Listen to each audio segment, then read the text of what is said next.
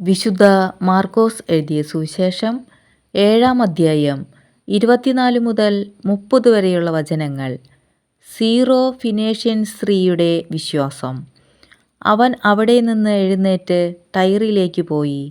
അവിടെ ഒരു വീട്ടിൽ പ്രവേശിച്ചു.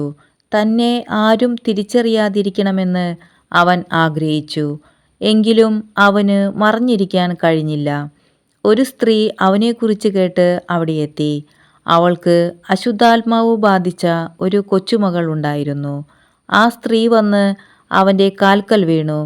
അവൾ സീറോ ഫിനേഷ്യൻ വംശത്തിൽപ്പെട്ട ഒരു ഗ്രീക്കുകാരിയായിരുന്നു. തൻ്റെ മകളിൽ നിന്ന് പിശാചിനെ ബഹിഷ്കരിക്കണമെന്ന് അവൾ അവനോട് അപേക്ഷിച്ചു. അവൻ പ്രതിവചിച്ചു, ആദ്യം മക്കൾ ഭക്ഷിച്ച് തൃപ്തരാകട്ടെ.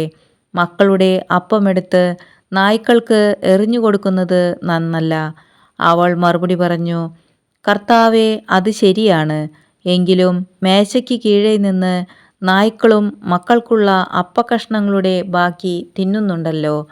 അവൻ അവളോട് പറഞ്ഞു, ഈ വാക്കുമൂലം നീ പോയിക്കൊള്ളുക.